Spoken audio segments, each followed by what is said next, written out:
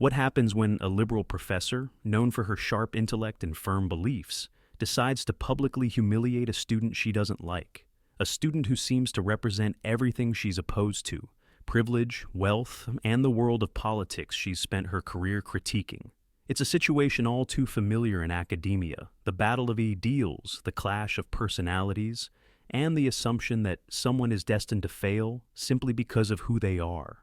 Professor Emily Rathers, a fiery and outspoken scholar in the field of political science, was a force to be reckoned with at one of the most prestigious universities in the country. Her lectures were packed with passionate discussions, and her political ideologies were no secret to anyone in the classroom.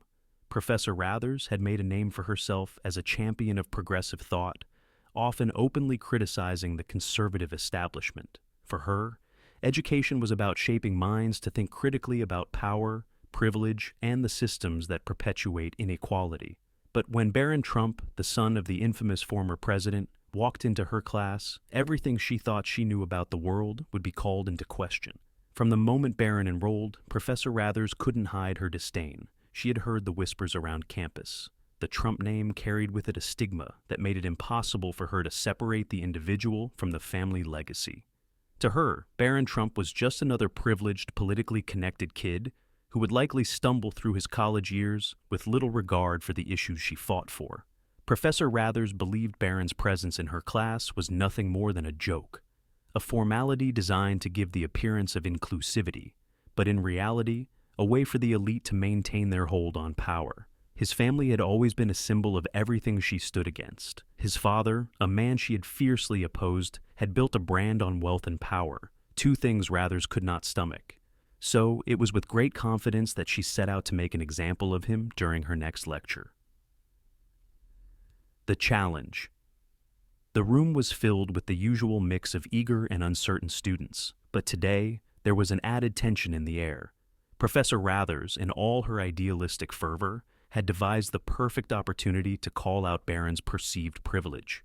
She had prepared a series of questions designed to expose any gaps in Barron's understanding. She was sure of one thing: no one like Barron could truly comprehend the issues she cared so deeply about. With a calculated glance toward Barron, who sat at the back of the classroom, she knew this would be the moment. As she prepared to give her lecture, Rathers pulled up a case study of economic inequality. With a wry smile, she directed her attention to Barron. "Mr. Trump," she began, her tone sharp and intentionally mocking, "I'd like you to explain how someone like you, someone who's grown up in the lap of luxury, can possibly understand the struggles of the working class.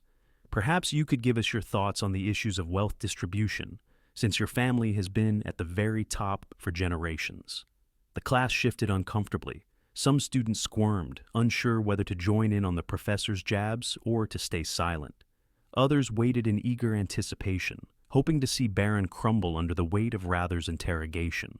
Barron, however, did not flinch. Instead, he met her gaze with calm, steady eyes. He was prepared for this moment, and unbeknownst to Professor Rathers, Barron Trump had something she would never expect: a mind that was as sharp as any of her own students, perhaps sharper. The twist. "Professor," Barron began, his voice quiet but strong, "I think you're missing the point. Wealth isn't just about money, it's about opportunity. And those opportunities aren't always given to the people who deserve them. They're handed down to those who already have access." The room went silent. Barron continued, now more confident. "I understand the struggles of the working class. You might think that because I've lived a certain way, I don't know what it's like to struggle. But let me tell you this. Just because someone has money doesn't mean they don't have problems. My family's wealth has given me access to opportunities, but that doesn't make me blind to the challenges others face.